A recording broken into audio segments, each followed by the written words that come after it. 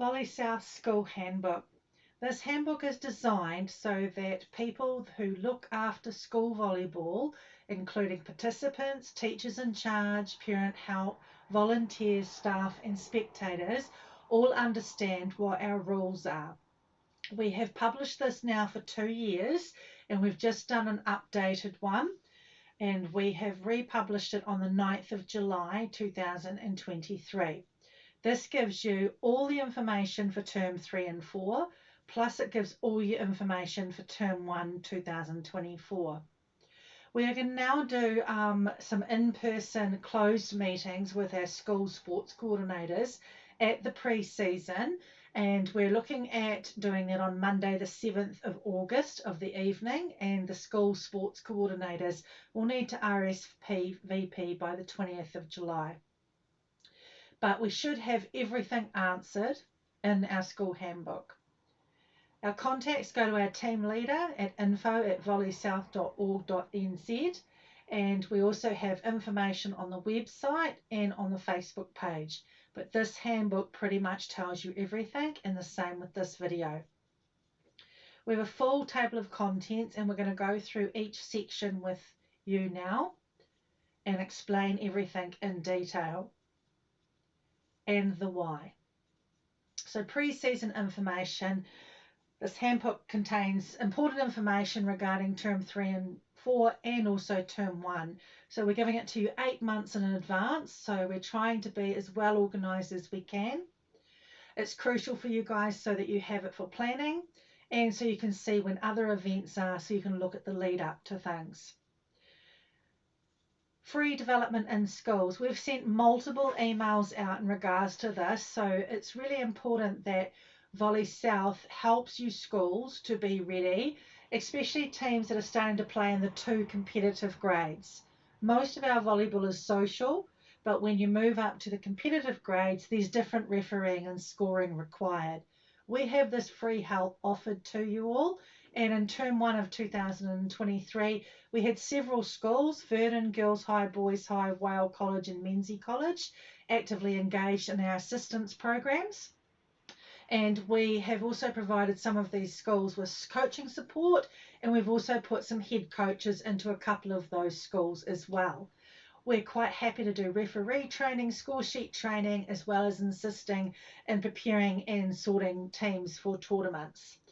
We know volleyball is a very high participation sport in your schools, but not a lot of the teachers and people in schools sometimes have the knowledge of the game when it gets up to that competitive grade. For the social teams, they just need a minder, and that person just needs to know how to do basic refereeing and score sheet, which is just a tick situation. We're encouraging more schools to take us up on our free programs, because this is the way we come in and we can help you, because we want to make it a great experience for the participant. It's important to note the school handbook was only designed a couple of years ago. And the reason was that is when we found there was quite a lot of dissatisfaction in amongst the schools. There was what they felt team stacking, player movement, the rules weren't clear. Some people thought the rules were one way or another, and others thought the thing. Invercargill netball and a whole lot of other sports have similar ones, so we'll attach one to the website and give you a couple of links to some other sports that have them as well. We just think it's really clear that we're all on the same page because we want to have a great experience. We strive to provide the schools with information well in advance. That is one of the key things that we like to do, and be completely organised so it's easier, especially for fundraising. If people are going off to tournaments, they need to know when seeding tournaments are on and things, or for social teams, they need to know what dates things need to happen.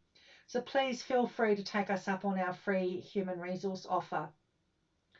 We evaluate this at the end of every season. We're going to reduce that now to once a year, and we're going to evaluate it every June and July and make sure we've got the feedback so that you get 2 seasons, term 3 and 4 and term 1, and we make no changes from that. Just a reminder that whilst we have impressive volleyball numbers, our funding is substantially lower than other sports, especially the mainstream ones. and that means we have to really work on a really tight budget, and try and maximise the best we can in the 6 weeks that we operate each school term. We also provide an opportunity for participants to have our Work for Fees initiative, which we'll go into more in the book. The book also has quite a lot of information about each and every section of the game. Now, social players, they don't need to know too much, but it is important that you know what the handbook says. And for the 2 competitive grades, it's really important that you know what's needed there as well. So we hope this will help you so that we can continuously improve our processes and resources for the benefit of all participants. So term 3. Now, over the last couple of years, we've noticed that there is an RSO guideline and a memorandum of understanding with some of the sports and principals. We haven't signed that. The reason we haven't signed it is it doesn't quite work for the requests that we've had from the schools in the past, all the availabilities of courts and staff, and the preference of senior students who don't want to play in that week when school finishes before they break for exams. We've also done options email out to you all in 2022, asking for option 1 or option 2. Option 1 was the status quo. Option 2 was changing it up. It was unresolvedly that you wanted to stay with the status quo. So what we've done is, since I think there's one school that doesn't want to start the week after tournament week. We could be wrong, but if you don't want to, then we've got some options there for you now. We've just got to remember that the kids, the participants, they want to get as much volleyball as they can, and we have that free offer to help hand out uniforms, help with forms, anything you need in the school. If your sports coordinators are under pressure, we are happy to help. So the updated term 3 and 4 2023 dates means that if you're a team that doesn't travel, because all the travel teams start on Wednesday the 20th of September, so any team that doesn't travel that can't start on Wednesday the 6th of September, then you just need to notify us by the time entries close on the 30th of August. That would mean your school team or your team would have a double round on the 13th. If you can start on the 6th, good and well, we'll do it that way. But if you can't, and we need to know at the time of entries. We have 3 dates in term 3, or 2 for those who choose to start later, and there's 3 after when term 4, because the first week of October is seniors finish school. Our junior championships will be on Sunday the 29th of October, and we have to rework that budget. We've had a 25% decrease in our funding allocations, and court hire's gone up and staffing costs have gone up. So we need to ensure that those are break-even budgets. We don't make any money out of them, but we need to ensure that we cover the staff and the court hire. And this is necessary for teams, year 9 and 10 teams that are wishing to go to Dunedin in November. Now, we also have an option available for the November trip. If you would like us to organise a bus and accommodation and coaching staff, we are more than willing to put a whole lot of kids on a bus from multiple different schools and take them, or assist your school in going there. We would really like to support our neighbours Dunedin and get as many teams to that as possible, because it's very hard to go to Nelson and sometimes hard to go to Christchurch when it's here. So it is down our way at the moment. So that is the 21st and 23rd of November. So this is predominantly junior season. These are the travelling teams that we have identified, and Central Southland advise us each season whether they would like to be a travel team or a weekly team, but everyone else there has advised that they will come in 3 times out of the 6, which means riding the draw means that they come in and they play and then they leave, so they can travel in time and they don't normally do duty. We have given you the term 1 dates. Now please note these are not confirmed, because we have to wait for the stadium, and they do not confirm them until December. Now, entries from schools will need to be in on the 15th of February, and the term 1 schools term starts on the 29th, in between the 29th and the 7th of February. We do advise some schools to start looking at their term 3 and 4 teams and thinking that they might be the same or similar teams, except for your year 7 and 8s, and of course your year 13s dropping off. So it can make yourself a little bit easier with the sporting. The Mainlands tournament in Christchurch is getting earlier and earlier every year. So since it's going to be on the 23rd and 25th of February, we're only going to have one round in if schools want to start that week. And so we have to do a seeding tournament on the 18th of February because it's the only time we can get it in before Mainlands. This seeding tournament is for Mainland seeding and for volleyball New Zealand school seedings. It's completely different to our volley school champs. This is a seeding only tournament, and only teams that have entered Mainlands can enter that tournament. Then we have the 29th is the first week when the travelling teams are in. And then there is tournament week 18th to the 22nd of March, where we will have no volleyball. Everyone is expected to play on the 14th of March, and there'll be no volleyball in tournament week. We have found it too challenging for schools because they have too many seniors away and too many coaches away and other things. When we will aim for finals to be before the school term ends. So the seeding tournament for Mainlands and School Nationals will now be an annual event. And the School Nationals this year are in Palmerston North again, 18th to the 22nd of March. And the South Island satellite in Christchurch, we haven't been given a date as of the 9th of July of taping this. Our school champs will be held on the 31st of March. Again, we need to confirm that with the stadium because the dates with events sometimes push us out. But we would be aiming to try and do that before the season ends on the 4th of April. That is our quick fire term 1, mainly senior introduction to junior season. It's fast, it's furious, and it's fun. And predominantly social teams with a few competitive grades as we build up momentum and growth. Team entries. Each school is requested to fill in the sporty form with their anticipated teams. They're putting in for the 6 weeks comp. This all needs to be done through Sporty. We don't accept team entries via email, and the registration process is on our website. Schools also need to email us with any special requests of camps, student coaches, anything like that, and we will do our best to do that at the beginning of the draw.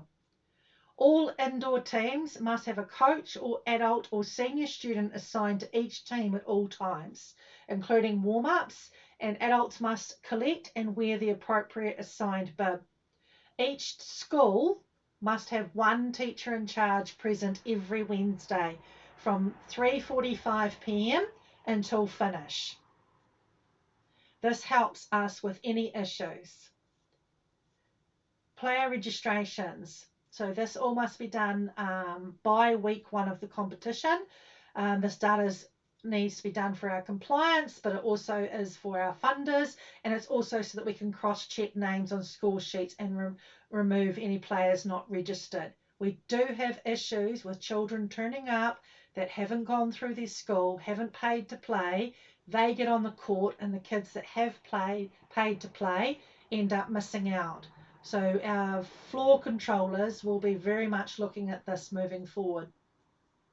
We've also had numerous complaints in the past about students who are not full-time students and are only there 5% or 10%. And we have put this in to make sure that we comply with the current New Zealand Secondary Schools criteria.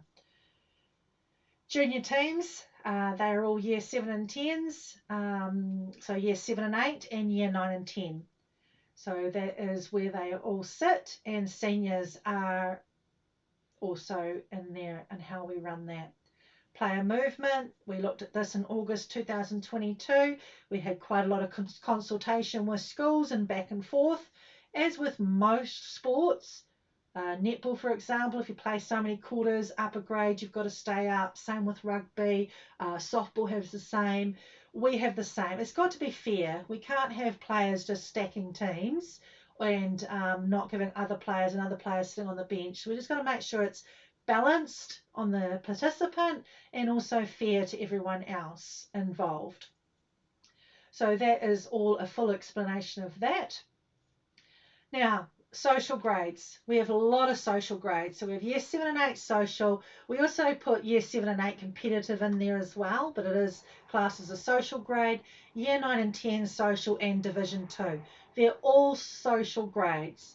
These grades just need to have matching tops. They can be school PE tops or a plain black t-shirt, but all matching clothes. They don't have to have numbers on them. They must have a coach or adult assigned to them at all times, because one coach referees and one coach scores. And that's just a ticking of the box and very simplistic coaching. Again, we're happy to show people how to do that for free. Div 2 is the only one that's a little bit different, where everyone in that grade referees themselves. So if it's James Hargis A playing Southland Girls High B, then Verdon C would do the duty. The rules are very basic and they're 45-minute games. They are timed games. You play the best of 3 sets or to when the game is finished. So if we run out of court space, sometimes we'll put the younger students on portable courts. The competitive grades. There's only 2 grades that we run competitive grades. That's Year 9 and 10 competitive, either boys or girls, and Division 1 competitive, boys or girls. With the score sheet for these 4, we utilise the Volleyball New Zealand 12 sub score sheet, commonly used in competitive teams nationwide. These are used at mainlands, these are used at all tournaments, and this is what you need to do when you play in this grade. So if you register any team in this grade, then they need to be able to do the score sheet and full duty. They also must wear numbered tops. There's no can't. You have to wear numbered tops, because part of our game is rotation slips, and the second referee needs to be able to call out the rotations and the numbers and make sure no one's out of rotation, as well as the score sheet needs to be done. The competitive grades have full duties. We have 3 options for you. One option is you can jump online and each child can do the Volleyball New Zealand course that they run online for $5. The link to it's there. They can do self-learning, where it's a 12 sub score sheet and the YouTube is there. School refereeing, the YouTube is there. Or they can take advantage of our free offering to teach your teams. So each team must have a first referee, a second referee, a scorer, a flipper, and 2 lines people minimum. In some cases, a first referee in a Division 1 game might be a Volley South top referee. You still need to supply a second referee, scorers, flippers, and lines people. There will be 2 minutes of net time, and it's done at the same time. So one team on one side, one team on the other side, and it's 2 minutes in total. Then all the players need to be in their numbered tops. If you don't have enough numbered tops in your school, then we have numbered bibs available. Just let us know. They are 60-minute games for Year 9 and 10 competitive, so about 3 sets, 80-minute games for Division 1. We've tried a couple of things in the past about trying to keep to time and make things fair. So if a team has won 2 sets and the other team has won 1, the 3rd set and the time is called while the 4th set is being played. Then the 3rd set game is recorded and the 4th set is not recorded. So what that means is if you have James Hargis A has won set 1 and set 2, and Southland Girls High has won set 3. While you're playing set 4, time, the 80 minutes is up, or the 60 minutes is up. Then whoever won those 2 sets, that is the game. That third set isn't won if it's not completed. If you get through all 3 sets and you get to a 4th set, and at the end of the 40 sets, time is up in an 80-minute game, then it'll be the first team to 7 points if the time is up for the 5th set. That is pretty self-explanatory. It's written there quite clearly, and we will explain it to you all as well in your pre-season meeting, and we can also go over that in more detail if needed. We have a COVID clause.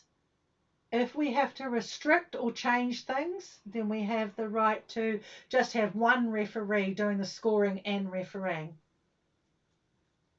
Score sheets, results, and protests. Refereeing duty and score sheets. We've got a large number of social teams, and they all play to social rules and score sheets and simple refereeing.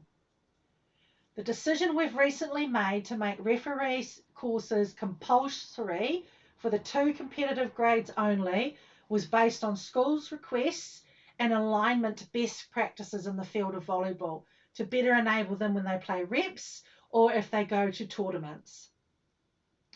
We've explained the options and the score sheets and what you need to do there. The score sheets must be signed at the end of every game.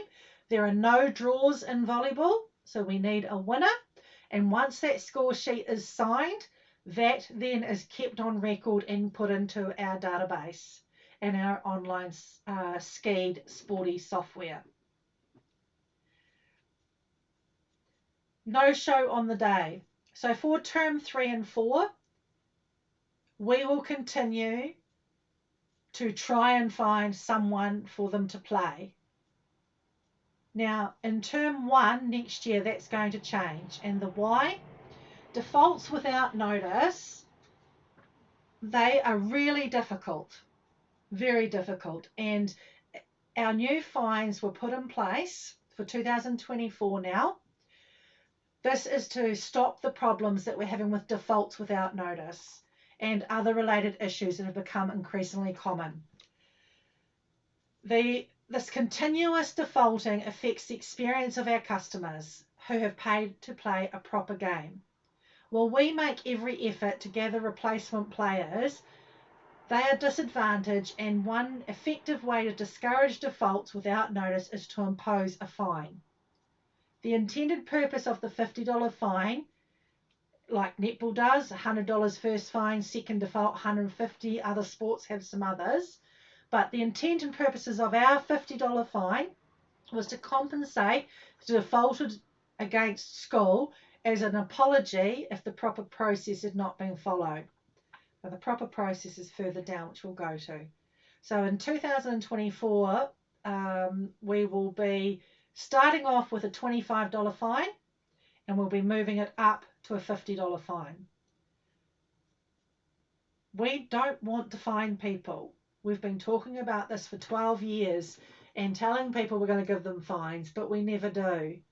But unfortunately, when you have 1 or 2 schools that constantly default, and you've got teams that have travelled or teams that have made arrangements to pick up all their children, have them all there, have them all organised to play, and then they just get to play randoms.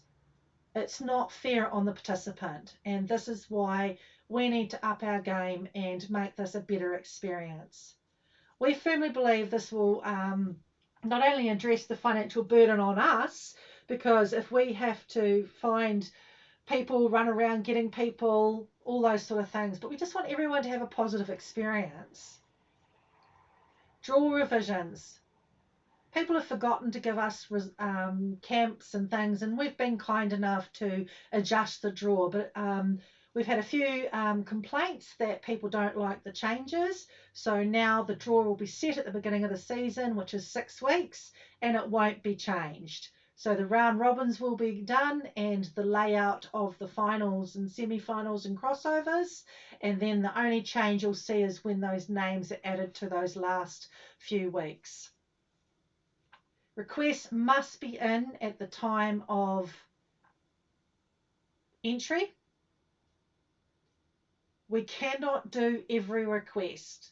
We try our utmost best, but sometimes when people need double games, you might need a Division 1 game to start at 4 o'clock and then another one at 5:30 or 7. And it just means we do our best, but we just can't guarantee it. But the more information you give to us, the more we can try. Defaults or asking an opponent to change a day or time. It's the school's responsibility should they require a change to a game on the published draw. This is how you avoid a fine. A minimum of 5 days before, if a school cannot make a game because they say they've forgotten to mention a camp or something like that, then they need to go to the opposing team.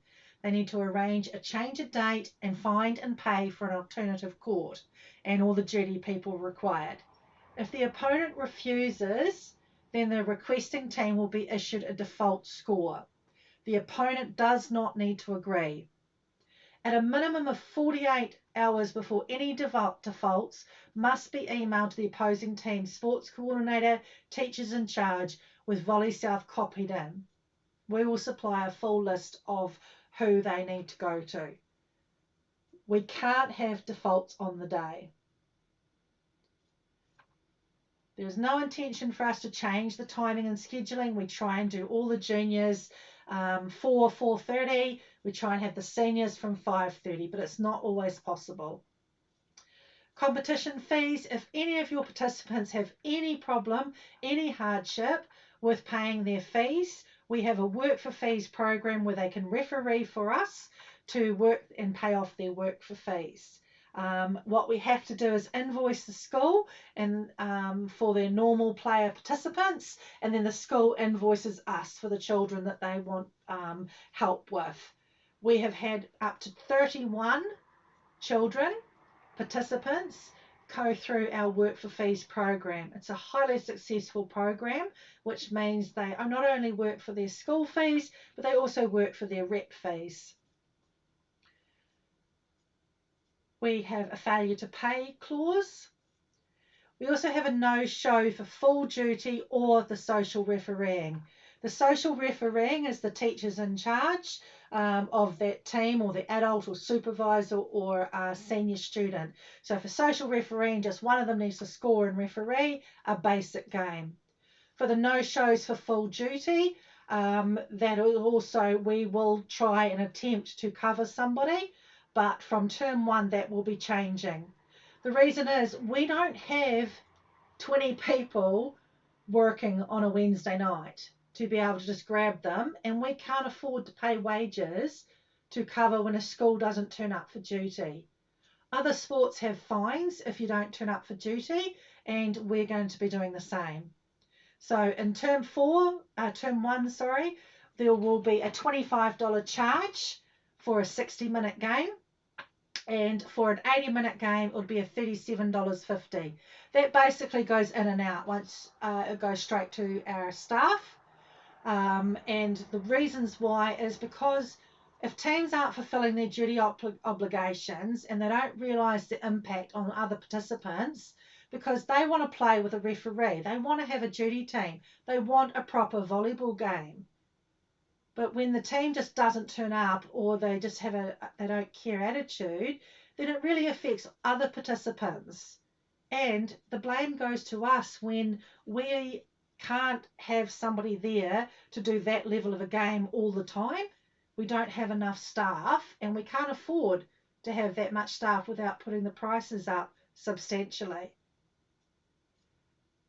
So we've tried to explain that very much in the handbook of why that will be coming in. The competition points for match results and determining rankings after pool play and round robin, no changes to that section. The complaints policy, we've looked at what we implemented in early 22. We've made a change to that, and we've just left the link there, which is based off Sport New Zealand. We also have the net height. So there was several complaints that they thought the nets were too high or too low. We've gone around and measured every single one of them, and we've checked them against the Stadium Southland holes and poles, and we've made sure that they're all correct. So just recapping that we have done as much as we can in the school handbook to make sure that in July, before you all start in September, you have as much information as possible. On Monday, the 7th of August, we, Volley South, our team leaders and staff, will hold a pre-season gathering for the school sport coordinators only. Now, this is just a closed gathering that we're going to have, and you'll need to RSVP by the 20th of July for catering purposes. And also, we would like you, when you RSVP, to let us know anything that we haven't covered in this video or haven't covered in this handbook that you would like to see us do, because this is quite extensive, and we've done our best to try and do what we can to make this a great experience for our participant. And just a reminder that we would really like you to take up our free offers to help you in your schools, especially for refereeing and score sheets for competitive teams, and also for any teams that you think might want to go away to tournaments and aren't already. Some of our schools are very good at organising that and doing that. Others need help. And also fundraising ideas if you would like any help with that. We are here to help, and that's what we're here for. Thank you.